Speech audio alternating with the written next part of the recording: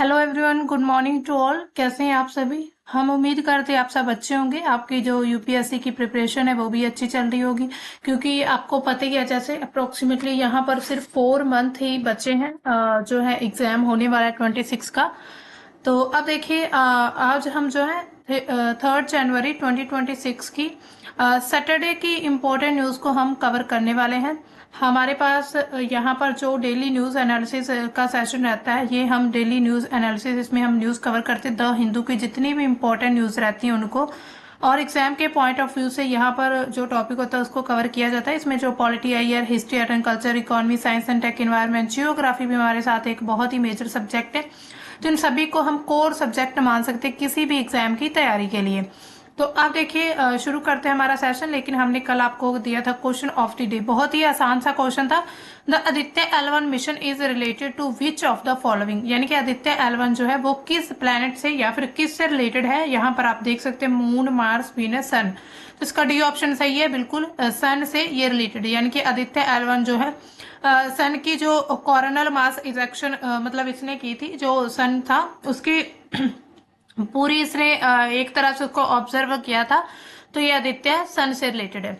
अब चलते हैं हमारी आज की पहली न्यूज। न्यूज क्या आ रही है? सबसे पहले, US will come to rescue of Iranians Trump, यानी कि ट्रम्प के द्वारा एक स्टेटमेंट दिया गया है कि यूएस जो है वो ईरानियन लोगों को बचाने के लिए आएगा। अब देखिए ऐसा क्यों हो रहा है, आपको जैसे पता ही है सभी को कि ईरान जो है उसमें बहुत बड़े लेवल पर प्रोटेस्ट चल रहा है, यानी कि जेनजी को लेकर। यहाँ फिर हम वहां की जनता, हम अगर वहां पर नागरिकों की बात करें तो वो भी प्रोटेस्ट कर रहे हैं। तो यहाँ पर डोनाल्ड ट्रंप क्या कहते हैं, एक्स पर उन्होंने पोस्ट किया गया, if Iran shoots and violently kills peacefully protesters, which is their custom, the United States of America will come to their rescue। यानी कि डोनाल्ड ट्रंप जो है यूएस के प्रेसिडेंट, उन्होंने कहा कि अगर ईरान ने प्रोटेस्टर्स के ऊपर, यानी कि जो लोग वहां पर जो है प्रोटेस्ट कर रहे हैं, उन नागरिकों या फिर उन जो यूथ है, जनता है, उनके ऊपर कोई भी शूटिंग की या फिर उनके ऊपर कोई भी हिंसात्मक कार्यवाही की, तो जो यूएस है वो उन लोगों को बचाने के लिए आएगा। इसके अलावा Trump must realize that US intervention in this internal matter will lead the destabilizing the entire region and destroying American interest. जो अल लारिजानी है, सेक्रेटरी ऑफ ईरान के जो सुप्रीम नेशनल सिक्योरिटी काउंसिल के जो सुप्रीम है, यानी कि बहुत जड़े वो हेड है, वहां के जो मुख्य हैं, वो क्या कहते हैं कि अगर जो ट्रम्प ऐसा करता है तो क्या होगा, ट्रम्प और अमेरिका के रिलेशंस और ज्यादा बिगड़ जाएंगे। तो अब देखिए यहाँ पर अगर हम ये देखें कि इनके बीच जो है अभी ईरान में जो प्रोटेस्ट क्यों चल रहा है, तो सबसे बड़ी वहां पर जो परेशानी हो रही है वो आर्थिक परेशानी है। यानी कि वहां पर अगर हम महंगाई की बात करें तो महंगाई जो है वो बहुत ही ज्यादा मतलब कि बढ़ चुकी है। ईरान की अर्थव्यवस्था अब संकट में आ चुकी है। उनकी जो मुद्रा है रियाल, उसका जो है एक तरह से उसकी बहुत ही मुद्रा में गिरावट देखी गई है। इसके अलावा महंगाई लगातार 40 से 50% तक बढ़ी है। खाद्य पदार्थ और जो हमारी डेली लाइफ की, डेली यूजेस की जितनी भी सामान होता है, जो भी खाने पीने का सामान कुछ भी होता है जो हम डेली यूज करते हैं, तो उन सभी वस्तुओं की जो चीजों की लागत है, लगातार उनका जो कॉस्ट प्राइस जो वो बढ़ रहा है, यानी कि और भी बढ़ता जा रहा है। यहाँ पर लोग काफी ज्यादा नाराज है। वहां पर बाजार, दुकानदार, छात्रों में भी बहुत ही ज्यादा गुस्सा देखने को मिल रहा है। इसके अलावा जीवन की लागत के खिलाफ उन्होंने जो प्रदर्शन है, प्रोटेस्ट शुरू किया है। इसके अलावा ये विरोध पहले सिर्फ महंगाई, जीवन यापन के मुद्दे पर था, लेकिन अब जो है सरकार के खिलाफ एक बहुत बड़ी राजनीतिक एक तरह से परिवर्तन के लिए ये किया जा रहा है। एक तरह से ऐसा लग रहा है कि ईरान में अब जो है सत्ता पलटने की, यानी कि तख्ता पलट होने की बात चल रही है कि हो सकता है कि जो वहां के सर्वोच्च नेता हैं आयतुल्ला खामेनेई, तो उनको हटाने की बात हो रही है। उनको हटाकर वहां पर एक और जो यहाँ पर यानी कि उनके जो पहले जो ईरान सॉरी जो आयतुल्ला खामेनेई थे, उनसे पहले जो वहां पर सरकार होती थी, तो उनके जो प्रमुख वहां की जो मतलब उनकी जो फैमिली थी उस समय पर तो उनमें से एक व्यक्ति हैं जो अभी अमेरिका में रह रहे हैं। तो उनको अब जो है ईरान में लाने की बात हो रही है कि अब उनको जो है ईरान का लीडर बनाया जाएगा। तो इसी तरह ये अब जो है सत्ता को लेकर लड़ाई चल रही है। पहले सिर्फ ये महंगाई से शुरू हुई थी, लेकिन अब जो है सत्ता इसकी दांव पर लगी हुई है। अब देखिए प्रदर्शन किस तरह से हो रहा है। तेहरान से शुरू हुआ था ये विरोध जो है ईरान की राजधानी और बाकी शहरों में फैला, जैसे कि इस्फहान, इसके साथ शिराज, करमशाह और बाकी जितने भी बड़े बड़े प्रांत हैं उन सभी में जो लोग हैं वो काफी सड़कों पर उतर आए हैं प्रोटेस्ट करने के लिए। इसके अलावा दुकानदारों के साथ छात्र, आम जनता भी शामिल हो चुकी है। लोग डेथ टू द डिक्टेटर यानी कि तानाशाह मुर्दाबाद के नारे लगा रहे हैं और सरकार के खिलाफ उनमें काफी ज्यादा हमें इस बातों से गुस्सा देखने को मिल रहा है। वहां पर ऐसा भी कहा जा रहा है कि कई लोगों की वहां पर मृत्यु भी हो चुकी है। अब इस पर सरकार की क्या प्रतिक्रिया है? तो ईरान की सरकार जो है सब क्षेत्रों में अचानक जो सार्वजनिक अवकाश घोषित कर दिया गया उन्होंने। कई कार्यालय, इसके अलावा बाजार, कॉलेज, स्कूल वगैरह बंद कर दिए गए। ऐसा भी कहा जा रहा है कि तनाव को कम करने की कोशिश तो की जा रही है। सरकार नेता क्या कह रहे हैं कि ये असंतोष जो है वो देश के दुश्मनों की साजिश है। यानी कि उन्होंने डायरेक्टली यहाँ पर ये कहा है कि किसी और देश जो है यानी कि ईरान के जो यहाँ पर दुश्मन है उनकी साजिश का एक हिस्सा है, उनके द्वारा ये पूरी जितनी भी यहाँ पर प्रोटेस्ट, जितनी भी घटनाएं हैं उनकी वजह से हो रही हैं। और उन्होंने कहा है कि ईरान के जितने भी नागरिक हैं उन सभी को एक तरह से एकता बनाने की जरूरत है, यानी कि एकता बनाकर रखनी चाहिए। तो एकता की अपील की जा रही है, हालांकि ऐसी अभी सिचुएशन वहां पर बनी नहीं है। अब इस पर जो है अंतर्राष्ट्रीय प्रतिक्रिया हमने ये जो न्यूज देखी है तो इंटरनेशनल जो है रिस्पांस के रूप में देखी जा सकती है कि ईरान ने जो ईरान में प्रोटेस्ट चल रहा है उस पर डोनाल्ड ट्रंप ने चेतावनी दी कि अगर ईरान की जो सरकार है, जितने भी वहां पर पीसफुली प्रोटेस्ट कर रहे हैं, प्रदर्शन कर रहे हैं, उन पर अगर उन्होंने किसी प्रकार की हिंसा या फिर बल का प्रयोग किया तो फिर अमेरिका जो है वो उन लोगों की मदद करेगा। इससे अमेरिका ईरान के बीच भी लगातार तनाव बढ़ा है कि जो ईरान के आंतरिक मुद्दे हैं, यानी कि हम इसको इंटरनल मैटर बोल सकते हैं ईरान का, तो उसमें जो है जबरदस्ती यूएस जो है वो घुसने की कोशिश कर रहा है। क्योंकि यूएस और जो आयतुल्ला खामेनेई, ट्रंप और आयतुल्ला खामेनेई की आपस में बिल्कुल भी नहीं बनती। पीछे जो आपने देखा ही होगा इजराइल और जो ईरान का एक तरह से युद्ध हुआ था, इजराइल और जो ईरान का युद्ध हुआ था उसमें भी जो अमेरिका था यानी कि यूएस जो था वो इजराइल के साथ ही था और ईरान इधर एक साइड था। और ईरान पर पहले भी बहुत ज्यादा सैंक्शन लगाए जा चुके हैं। इसके अलावा यूएस का डायरेक्टली भी युद्ध हो चुका है ईरान के साथ। उन्होंने कहा है कि ईरान जो है वो न्यूक्लियर वेपन बनाने की कोशिश कर रहा है। तो अब इसी तरह ये जो लगातार तनाव हमें मिडिल ईस्ट में देखने को मिल रहे हैं, तो ईरान ने भी ये कहा है कि जो अमेरिका वो हमारे किसी भी आंतरिक मामले में दखल ना दे। तो इसी तरह अब ये जो है लगातार मतलब कि प्रोटेस्ट जो है वो बढ़ता जा रहा है। इसको लेकर लोगों के बीच में तनाव भी बहुत ज्यादा देखने को मिल रहा है। अब देखेंगे, हो सकता है अब वहां पर ऐसी सिचुएशन बन जाए कि ईरान में जो वो तख्ता पलट हो जाए। अब देखिए, अब चलते हमारी नेक्स्ट न्यूज की तरफ। ये हमारा एडिटोरियल है, transforming a waste ridden urban India. तो इसमें क्या है, तो कचरे से ग्रस्त शहरी भारत का रूपांतरण, ये हमारा आज का एडिटोरियल है। ठीक है, तो ये जो एडिटोरियल को लिखा गया, भारत के जितने भी शहरी क्षेत्र है उसमें जो लगातार कचरे की समस्या बढ़ती जा रही है उस पर जो सर्कुलर इकोनॉमी मॉडल अपनाकर उसको एक तरह से ट्रांसफॉर्म करने की कोशिश की जा रही है, उस पूरी मतलब प्रक्रिया पर केंद्रित है ये जो एडिटोरियल।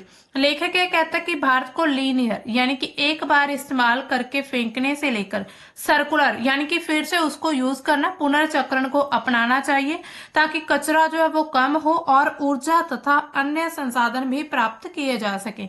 अब देखिए, हम लोग क्या करते हैं, घर में जो कचरा उसको यूज करके फेंक देते हैं, लेकिन ऐसा नहीं होना चाहिए। क्या होना चाहिए, कचरे को जो है, कचरा या फिर मतलब कचरा नहीं हम कह सकते, किसी भी अगर हम वस्तु को यूज करते हैं अब उसको फेंक देते हैं। जैसे हम पॉलीथीन की बात करें तो पॉलीथीन के जितने भी जो लिफाफे, पैकेट्स वगैरह होते हैं तो उनको हम क्या करते हैं, एक बार यूज किया, वन टाइम यूज किया, उसके बाद इसको फेंक दिया, उसके बाद ये गलने वाले भी नहीं है और इसको जो हम दोबारा यूज नहीं करते। तो यहाँ पर लेखक क्या कहते हैं कि एक बार यूज करके इसको फेंकने की बजाय हमें इसका पुनर्चक्रण को अपनाना चाहिए। इसके अलावा उन्होंने कुछ यहाँ पर पॉइंट्स दिए इंपॉर्टेंट।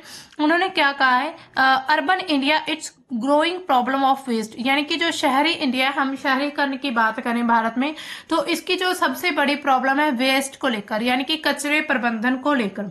पूरे विश्व के संदर्भ में उन्होंने क्या बात कही, यहाँ पर पहली ही लाइन में उन्होंने कहा है कि 30th जो कॉन्फ्रेंस ऑफ पार्टीज हुई थी United Nations programme convention on climate change, यानी कि COP30 हुआ था, जो अभी वहां पर हमने अभी देखा था, हाँ बेलेम में हुआ था नवंबर 2025 में, ब्राजील में, ठीक है। तो वहां पर भी ऐसी जो है वेस्ट को लेकर बातचीत की गई थी। कचरे की जो जलवायु एजेंडा था उसको मेन सेंटर में रखा गया था कि इस पर बातचीत होगी COP30 में। तो इसका जो थीम क्या था, no organic waste now, NOW को लेकर, नो ऑर्गेनिक वेस्ट। इस पहल के तहत ये एक तरह से वहां पर इनिशिएटिव था। मिथेन उत्सर्जन कम करने के लिए फंड को आवंटित किया गया था। इसके अलावा जो सर्कुलैरिटी है उसको, स्वच्छ हवा, जनसंख्या जो है स्वस्थ जनसंख्या होनी चाहिए, समावेशी विकास का एक माध्यम बनाया कि इसको इंक्लूसिव डेवलपमेंट होना चाहिए सभी कंट्रीज का, सभी विश्व का। इसके अलावा भारत की जो मिशन लाइफ है LIFE, ये भारत का एक इनिशिएटिव है LIFE, life style for environment. यहाँ पर F और E जो है वो कैपिटल आएगा, एक मिनट, LIFE, हाँ, लाइफ स्टाइल फॉर इन्वायरमेंट भी इसी चीज पर आधारित है कि सोची समझी उपयोगिता की बजाय अंधाधुंध विनाशकारी खपत को खत्म करना, यानी कि हमें सोच समझकर किसी चीज का यूज करना होगा। ऐसा नहीं है कि अगर हमें उसकी चीज की जरूरत नहीं है, कम है, तो उसका हम अंधाधुंध यूज करके उसको फेंक दें, तो ऐसा नहीं होना चाहिए। तो ये जो लाइफ मिशन है ये भारत का इसी के तहत बनाया गया था।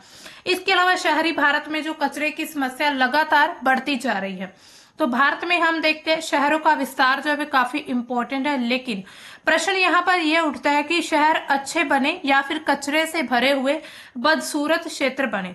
तो इसके अलावा भारतीय शहर जो है पूरे विश्व के मानकों पर स्वच्छ वातावरण प्रदान करने में सबसे पीछे। यहाँ पर अगर हम भारत की बात करें तो भारत में जितने भी शहर हैं, पूरे विश्व में जितने भी मानक हैं स्वच्छता को लेकर, उसको लेकर भारतीय शहर सबसे पीछे हैं। हम हर जगह देखते हैं कि क्लाइमेट या फिर ऐसे कुछ को लेकर भारत जो थोड़ा पीछे चल रहा है विश्व के बाकी देशों से। इसके अलावा जो है राष्ट्रीय राजधानी क्षेत्र यानी कि NCR में अगर हम देखें तो कई शहर जो है विश्व के सबसे प्रदूषित शहरों में माने जाते हैं, और जो आज हमारा NCR दिल्ली है उसको विश्व के सबसे ज्यादा प्रदूषित शहरों में से एक माना जा रहा है। इसके अलावा अनुमान क्या लगाया गया यहाँ पर 2030 तक शहर जो है, यहाँ पर हम सिटीज की बात करें, अर्बन एरियाज की बात करें, तो हर साल 165 मिलियन टन जो है वो कचरा उत्पन्न करते हैं, जो कि 41 जो टन होता है यानी कि 41 मिलियन टन जो होता है वो ग्रीन हाउस गैस उत्सर्जन का कारण भी बनता है। यानी कि यहाँ पर जो हम यहाँ पर देखिए 41 मिलियन जो है ऑफ ग्रीन हाउस गैसेस के लिए एक तरह से ये उत्सर्जन करता है। फिर 2050 तक क्या अनुमान लगाया जा रहा है, the urban population grows to about 814 million, the waste burden could rise to 436 million ton, यानी कि जो 2050 तक 814 मिलियन जनसंख्या हो जाएगी और कचरा जो है वो 436 मिलियन टन तक पहुंच सकता है। यानी कि लगातार ये मात्रा, ये संख्या लगातार बढ़ती जा रही है। ये स्वास्थ्य, अर्थव्यवस्था, जलवायु, इन सभी पर बहुत ही गंभीर असर डालता है। इसके अलावा वर्तमान प्रगति और सर्कुलर मॉडल की आवश्यकता उन्होंने क्या बताई है, तो उन्होंने क्या कहा है कि ये जो एडिटोरियल में कहते हैं कि स्वच्छ भारत मिशन अर्बन 2.0 जो है, यहाँ पर SBM 2.0 स्वच्छ भारत मिशन जो है, एक मिनट इसको जूम कर लेते हैं, हाँ, तो 2.0 अबाउट 1100 सिटीज यानी कि लगभग 1100 शहर जो है डंप साइट मुक्त जो है घोषित कर दिए गया है। इसको लेकर इसके साथ उन्होंने क्या कहा है, हालांकि पूरी तरह से फिर भी जो 1100 सिटीज है वो कचरा मुक्त नहीं हो पाई हैं। सभी 5000 शहरों में सर्कुलर इकोनॉमी अपनाने से लेकर स्थायी प्रबंधन संभव है अगर इसको किया जाए। इसके अलावा जहां पर कचरे को एक संसाधन माना जाता है, यानी कि यहाँ ये कह रहे हैं कि कचरे को एक संसाधन मानकर इसका जो है प्रबंधन किया जा सकता है। इसमें कोई भी इतना डिफिकल्ट काम नहीं है, लेकिन जरूरत क्या है, एक ऐसा कदम उठाने की जिससे जो भारतीय लोग, मतलब जो भारतीय हैं, यानी कि हम अगर यहाँ पर भारत की जनता की बात करें तो वो भी अपने फर्ज को समझ सके कि हमारा किसी चीज को लेकर या फिर हमारा हमारे भारत को लेकर क्या फर्ज बनता है। तो इसी तरह एक तरह से ये पहल करनी होगी, पहल शुरू हो चुकी है तो उसको सही तरीके से अपनाना होगा। इसके बाद वो बात करते हैं plastic construction and demolition waste की, यानी कि कचरे जो है, कचरे का प्रकार क्या है अलग अलग और उसका प्रबंधन कैसे हो सकता है। यहाँ पर क्या, ऑर्गेनिक कचरा, एक तरह से जो ऑर्गेनिक कचरा, इसको मतलब कि क्या होता है जो आधे से ज्यादा है, जिसमें कंपोस्टिंग या फिर बायो मिथेनरेशन से इसको प्रबंधित यहाँ पर लिखा है बायो मिथेनरेशन प्लांट्स है, उससे इसको प्रबंधित किया जा सकता है। इसके अलावा सीबीजी, यानी कि यहाँ पर कंप्रेस्ड बायोगैस प्लांट्स जो है उनसे भी हरा ईंधन और बिजली उत्पादन को संभव बनाया जा सकता है। तो ऑर्गेनिक कचरा इस प्रकार से हो सकता है। इसके अलावा ड्राई कचरा जो होता है, यानी कि जो सूखा वेस्ट होता है, उसको कैसे किया जा सकता है, उसका प्रबंधन 1/3 से ज्यादा है, यानी कि 1/3 से ये कचरा ज्यादा है ड्राई वेस्ट। तो प्लास्टिक सबसे बड़ा खतरा बना हुआ है इसमें, इससे जो कि पारिस्थितिकी स्वास्थ्य के लिए बहुत बड़ा हानिकारक है। घरेलू स्तर पर अगर हम देखें तो अलगाव, मटेरियल रिकवरी फैसिलिटीज आवश्यक रहती हैं। रिफ्यूज डेराइव्ड फ्यूल जो होता है यहाँ पर है, एक मिनट, रिफ्यूज डिराइव्ड फ्यूल जो है, हाँ, रिफ्यूज डिराइव्ड फ्यूल जो है फ्यूल, उससे उद्योगों के लिए ऊर्जा मिली, इसको ऊर्जा इनसे उत्पन्न की जा सकती है ड्राई कचरे से भी। इसके अलावा निर्माण एवं विध्वंस कचरा जो है, यानी कि कंस्ट्रक्शन एंड डिमोलिशन वेस्ट जो होता है, ये करीब 12 मिलियन टन है हर साल में जनरेट होता है, यानी कि उत्पन्न होता है। ये मेजर सिटी स्पॉइलर इसको माना जा सकता है सबसे ज्यादा, क्योंकि जो कंस्ट्रक्शन का काम होता है वो सबसे ज्यादा सिटीज में ही होता है, शहरों में होता है। तो इसको सबसे बड़ा जो है एक तरह से प्रमुख घटक माना जा सकता है शहरी कचरे का। इसके अलावा इसका प्रबंधन कैसे हो सकता है, तो सड़कों और गलियों में इसको डंपिंग आम ही इसको डंप कर दिया जाता है हर किसी जगह पर ही। इसे पुनः उपयोग या फिर रिसाइकल करके सस्ता कच्चा माल भी बनाया जा सकता है। 2016 नियमों का सख्त पालन, 2026 से लागू नए नियम जो है इसमें काफी हेल्पफुल रह सकते हैं अगर उनको सही तरीके से लागू किया जाए। इसके अलावा वेस्ट वाटर जो होता है, यानी कि राज्य जो विषय होने से एक तरह से ये जो है स्टेट लिस्ट में आता है जो हमारा वेस्ट वाटर है। तो इसको लेकर जो स्टेट्स है उनको कुछ प्रभावशाली कदम उठाने चाहिए, हालांकि इन सभी चीजों में काफी पीछे है। इसके अलावा कृषि, बागवानी, इन सभी में दोबारा फिर से, यानी कि पुनः उपयोग से जो जल सुरक्षा उसको सुनिश्चित किया जा सकता है। यानी कि अगर आप मान लीजिए कोई ऐसा पानी है, यानी कोई ऐसा वाटर वेस्ट है, उसको आप रीयूज कर सकते हैं, तो उसको जरूर यूज किया जाए। जैसे कि कोई भी जो हम मतलब कि जैसे हम घर में जो भी काम करते हैं पानी से, अगर उसको ऐसे एक सिस्टम बना दिया जाए कि इस वाटर को जो हम टॉयलेट्स में, जो हमारा फ्लशिंग वाटर होता है उसमें कितना ही साफ पानी जो है हम वेस्ट करते हैं, उसमें ये जो हमारा वेस्ट पानी होता है जहां पर हम जो है कपड़े धुलते हैं, इसके अलावा जो बर्तन वगैरह साफ करते हैं, घर में जितना भी जो वेस्ट वाटर होता है उसको अगर टॉयलेट में यूज कर लिया जाए तो मतलब कि इसका बहुत ही अच्छे से प्रबंधन किया जा सकता है। इसको रिसाइकल करके मतलब इसका जो प्रबंधन सही तरीके से हो सकता है। तो इन सभी जो है मेथड्स को अपनाकर कुछ जो है हमारा जो हम देखते हैं ये जो हमारा मतलब कि इसको हम जो है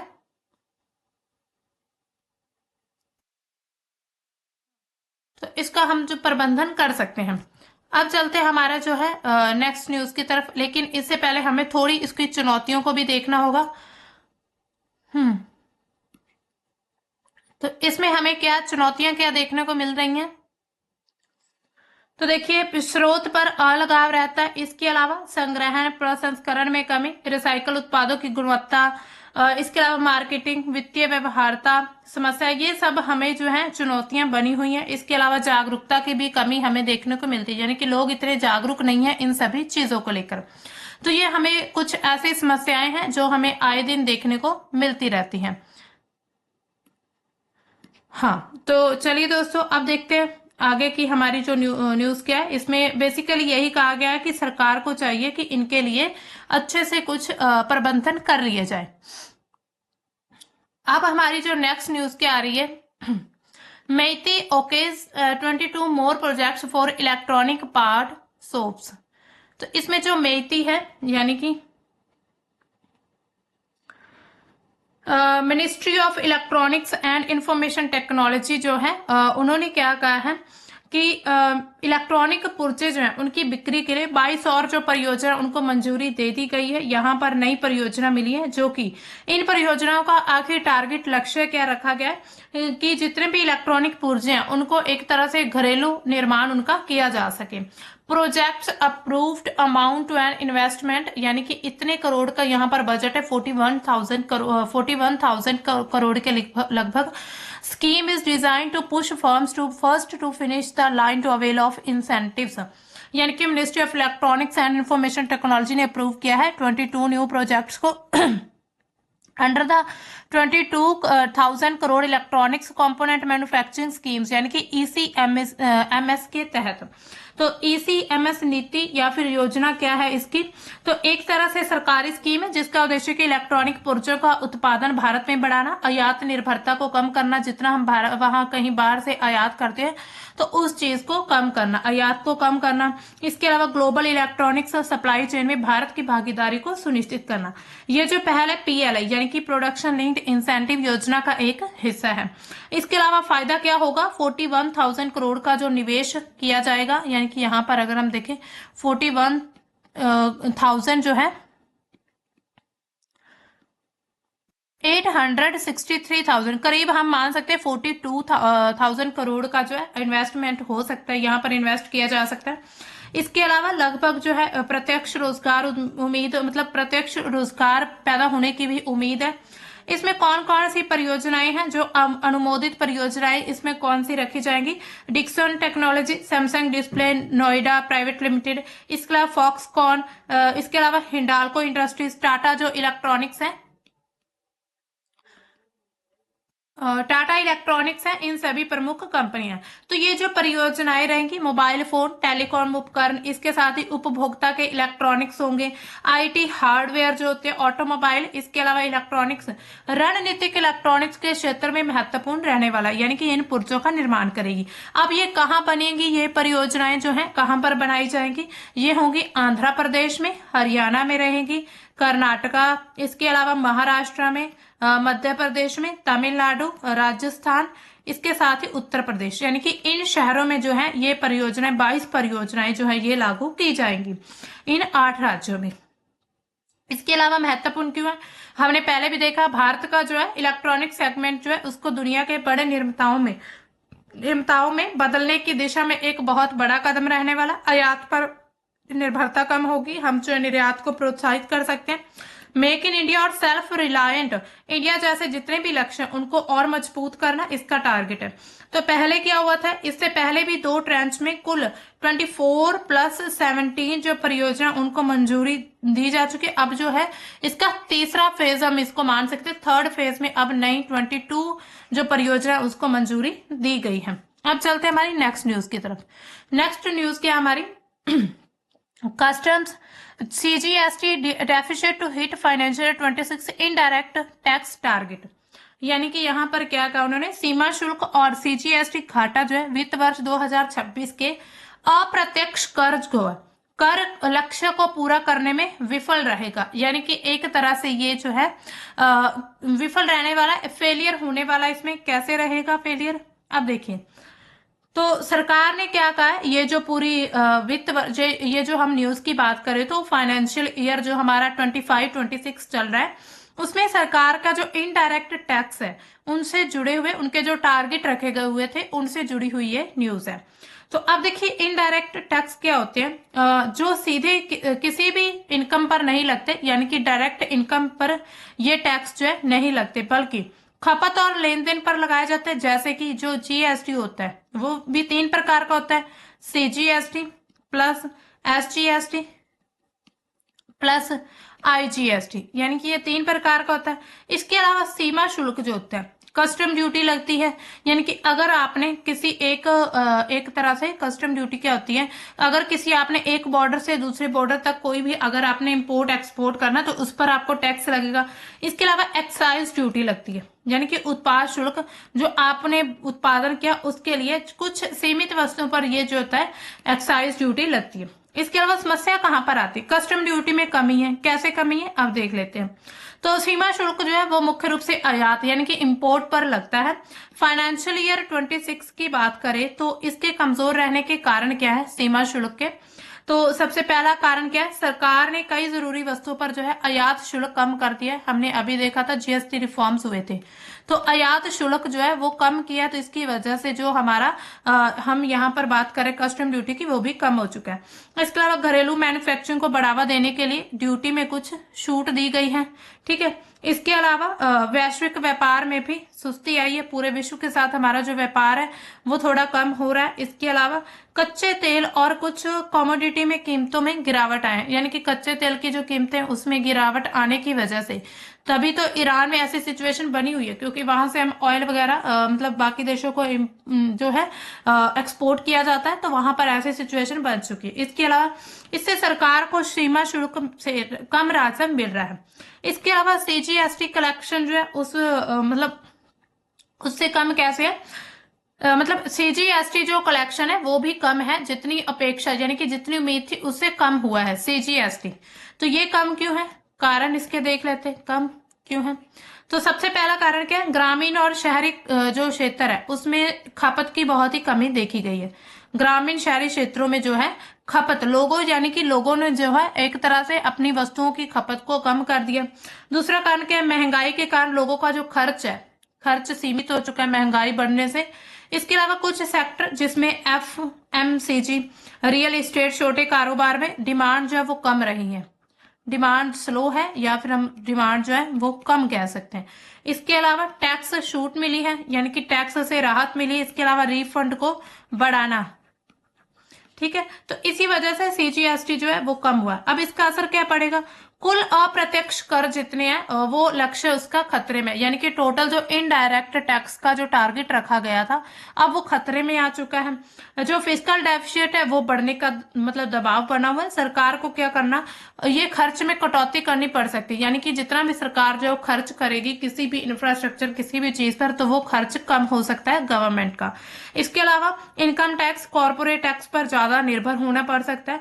फिर जो बोरोइंग है वो बढ़ानी पड़ सके, यानी कि उधारी हो सकता है सरकार को आरबीआई से या फिर वर्ल्ड बैंक किसी से उधार लेना पड़े, यानी कि बोरोइंग जो है वो लगातार बढ़ सकती है।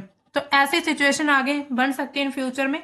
सरकार की रणनीति क्या और हो सकती है, जीएसटी को अच्छे से अनुपालन करना, उन पर सख्ती से उसको लागू करना, टैक्स चोरी पर कार्रवाई तेज करना, यानी कि जो टैक्स वगैरह चोरी होते हैं, चोरी कैसे होते हैं, अब देखिए ऐसे नहीं है कि टैक्स किसी ने दिया तो वो चोरी, ऐसा नहीं होगा। टैक्स इस तरह से चोरी होते हैं कि मान लीजिए ये एक तरह से कोई बड़ी कंपनी है, कोई कॉर्पोरेट है, कोई कंपनी है, उस कंपनी ने क्या किया, उसको पता है भी इतनी इनकम पर टैक्स होता है, अब उसकी इनकम बहुत ज्यादा है, तो अब उसने क्या कर दिया, कुछ एनजीओ वगैरह या कुछ ऐसी चीजें मतलब कुछ ऐसे संस्थान खोल दिए जिसके जरिए उसको टैक्स कम दिया जा सके। तो इसी तरह अब टैक्स को कम करने के लिए उन्होंने ये दिखा देते हैं कि हम ये एनजीओ में पैसा वगैरह डाल रहे हैं, हम ये काम कर रहे हैं, हम वो कर रहे हैं, तो इस पर जो सरकार है वो थोड़ी छूट देती है सार्वजनिक कार्यों पर, मतलब अगर कोई भी आप सामाजिक कार्य करते हैं तो इसी तरह वो जो है अपना टैक्स जो है कम कर देते हैं, यानी कि उनको टैक्स कम देना पड़ता है, इसी वजह से इसको हम टैक्स चोरी का नाम देते हैं। इसके अलावा डिजिटल ट्रैकिंग की जा सकती है, डेटा मतलब डेटा एनालाइज किया जा सकता है। आर्थिक गतिविधियों के लिए कैपेक्स जो है यानी कि इंफ्रास्ट्रक्चर स्पेंडिंग वो लगातार बढ़ा सकती है। तो फाइनेंशियल ईयर का जो सीमा शुल्क सीजीएसटी उससे जो राजस्व है वो ना आना सरकार के अप्रत्यक्ष कर के जो लक्ष्य रखे गए थे इनडायरेक्ट टैक्स के, उसमें एक बहुत बड़ी चुनौती है। हालांकि मजबूत डायरेक्ट टैक्स और आर्थिक सुधार से इस नुकसान को भरा जा सकता है, लेकिन अभी फिलहाल की सिचुएशन देखें तो जो गवर्नमेंट ने टारगेट रखा था इनडायरेक्ट टैक्स का तो वो बहुत ही कम हुआ है, यानी कि वो टैक्स कम होने के कारण सरकार का जो है राजस्व कम होगा और ऐसे में जो सरकार है उसको और कदम उठाने पड़ सकते हैं जैसे कि हमने अभी डिस्कस किए।